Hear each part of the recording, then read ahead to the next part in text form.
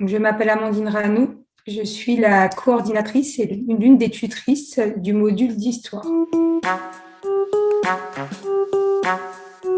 Le module d'histoire se découpe en 3 grandes périodes. Il y a une première période qui concerne toute la Seconde Guerre mondiale, une autre qui concerne toute la guerre froide, et ensuite, on travaille à partir de plusieurs thématiques sur le monde contemporain. Donc, ça va être par exemple la Chine de 1948 à nos jours, les États-Unis de 1945 à nos jours.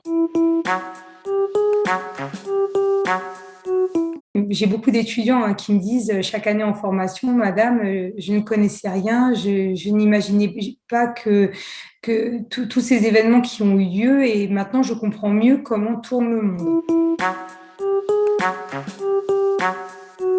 On a 2 types d'étudiants. On a donc des étudiants qui vont prendre l'histoire parce qu'ils souhaitent par la suite donc faire des études universitaires en rapport avec l'histoire. Et on a donc une autre catégorie d'étudiants qui sont ceux en fait qui ont besoin de choisir une matière optionnelle donc pour valider leur DAE, et l'histoire est la matière donc qui leur parle le plus. On demande aux étudiants d'avoir un niveau première pour venir suivre leurs enseignements en histoire. On a une bonne partie de nos étudiants qui n'ont pas le niveau première requis. Donc pour ces étudiants-là, on essaye quand même de faire des cours assez complets, de leur éviter justement d'aller trop s'éparpiller à travers des recherches personnelles. Mais il est vrai qu'ils doivent quand même donc faire des recherches personnelles à travers donc l'écoute de documentaires, leur lecture également des livres. En histoire, le tuteur vient vraiment en rôle d'appui auprès des étudiants, c'est-à-dire qu'ils ont les cours en ligne de disponibles et nous, on va venir en appui envers eux, donc à travers une série de visioconférences où justement on va faire le point donc, sur les attendus des devoirs, les corrections de devoirs, les erreurs qui ont été trop souvent commises par un même groupe, et également donc répondre à toutes les questions des étudiants. Les étudiants ont également donc en histoire un temps de classe inversée qui est une activité de groupe, donc justement pour les aider donc à travailler certains aspects qui leur semblent difficiles.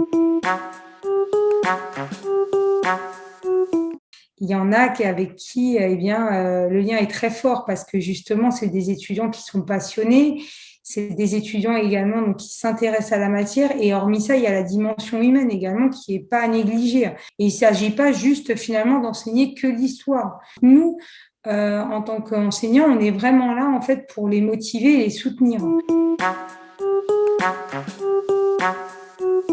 En histoire, donc, les étudiants sont notés sur plusieurs activités. Donc, ils auront 2 devoirs à rendre qui seront notés par leur enseignant, un examen blanc en ligne et un temps de classe inversé.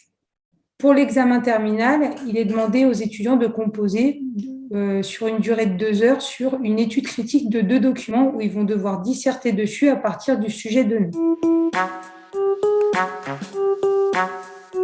En histoire, il y a plusieurs difficultés pour les étudiants. La première, donc, c'est l'application de la méthodologie à l'examen. Ça, c'est vrai que c'est très difficile pour eux de construire un plan, de trouver leurs idées, de répondre à la problématique, de rentrer dans l'explicatif. Et l'autre difficulté, ça va être l'apprentissage des cours en eux-mêmes. C'est-à-dire que il y a quand même une masse d'informations. L'histoire, c'est très dense. Il y a eu des événements, des guerres, des accords, enfin, toutes ces choses-là qui ont été passées. Moi, ce que je leur conseille surtout, en fait, c'est de se faire des fiches repères, voilà, des frises chronologiques également, pour mieux donc appréhender et mieux comprendre cette période et surtout mieux s'en souvenir à la fin des examens. Moi, mon plaisir, c'est de faire découvrir donc, l'histoire, les événements passés aux étudiants. Moi, quand un étudiant en fin de formation il me dit bah, franchement, l'histoire, bon, je l'ai pris parfois même un peu par dépit et finalement, je me suis vraiment passionnée, donc je vais continuer vos recommandations, me documenter, lire des articles de presse justement pour savoir comment tourne le monde, bah, je me dis que c'est banco, c'est gagné.